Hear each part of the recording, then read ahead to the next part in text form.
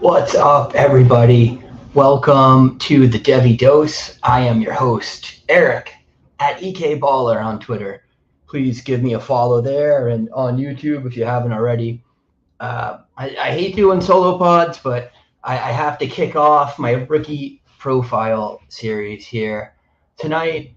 And I'm going to start with running backs because I've done a lot of work on the running backs already. And I'm starting with the guy that's one of the most interesting players to me because he has largely been pumped up as the RB2 or the RB3 in this class over the past couple of seasons. And there is a lot to like about him.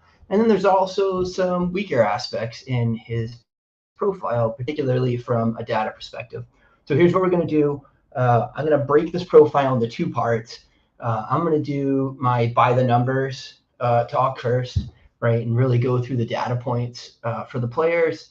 And then afterwards, I'm going to shut it down, fire it back up, and go over some film. And honestly, I'm doing that partly because everything open at once. My computer seems to be kind of seizing out right now. So, we'll split it up, we'll chop it up. And, hopefully if you enjoy this content, you'll hop on for the next part of the ride as well. So our prospect tonight is Zach Evans, running back for Ole Miss, and prior to that, TCU. And I am going to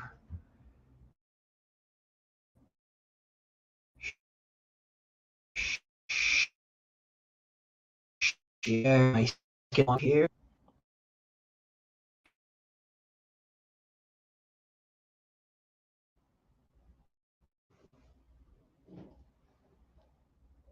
There we go. Okay. Again, this graphic is part of my By the Numbers series. I'll be dropping this on Twitter as well. But let's talk it through, and I got most of the information that I, as a scout, care about here in front of us on this page. But let's talk it through. So Evans has prototypical size, 6'0", 215 pounds. He's declaring as a junior, always a good thing. Good aspect in his profile. He's not a 4-year player.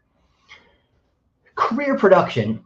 So you'll see, and what I like to do for myself going through this stuff is compare, where these marks are for our prospects to what they've looked like for some of the top 12 running backs.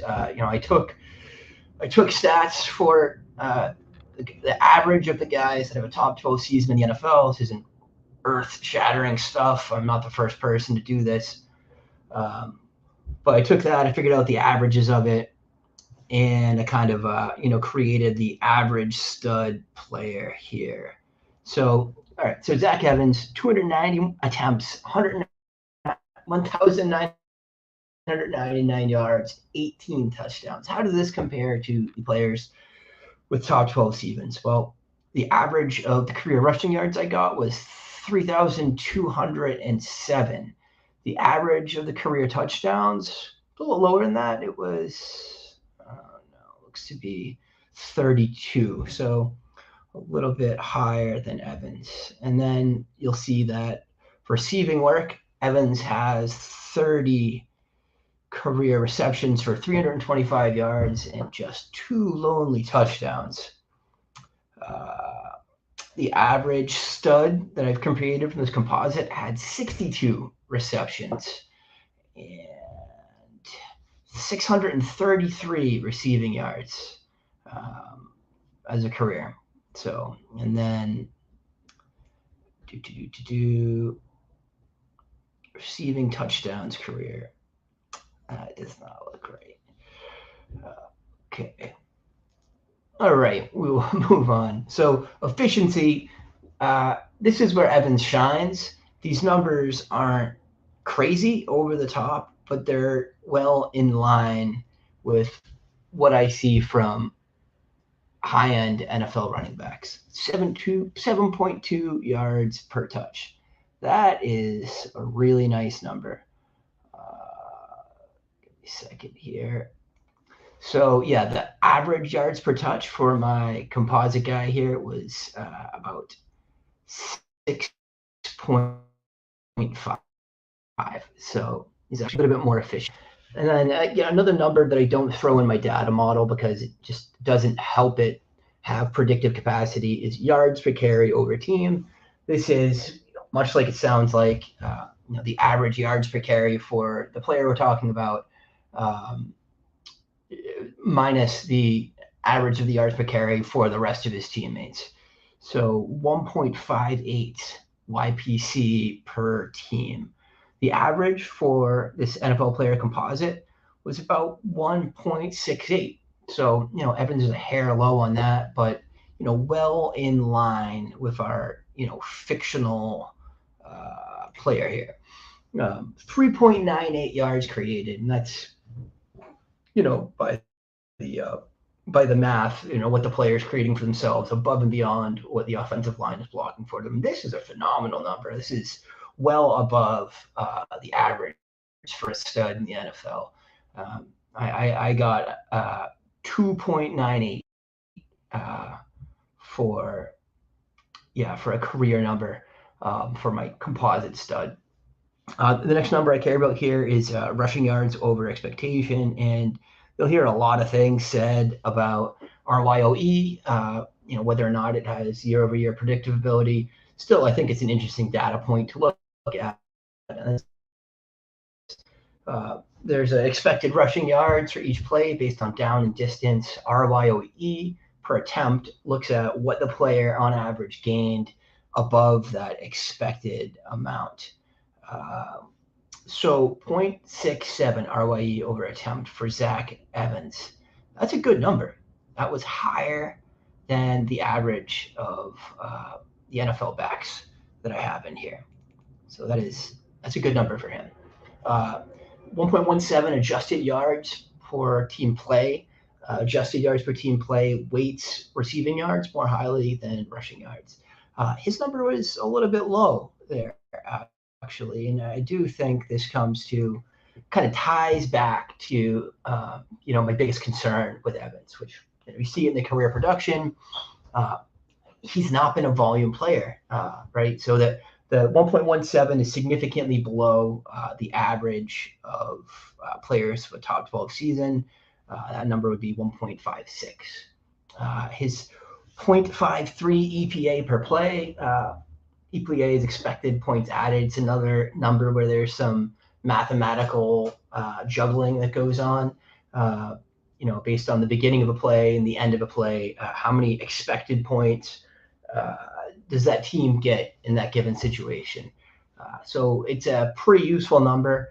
I don't have EPA per play data for my fictional stud. Mostly for my model, I've used average EPA average, and that's a slightly different calculation, but that number seems to be a decent number. Again, here is really where Evans, takes a nosedive for me.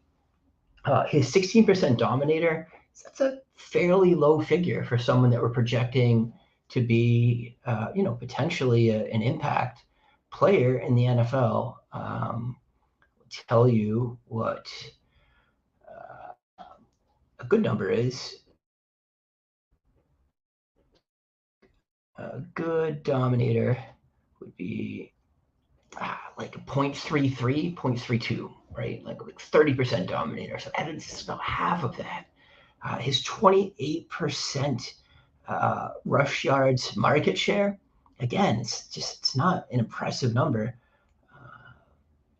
Let me pull up rush yards market share again. Like the NFL stud player is more like 0.48.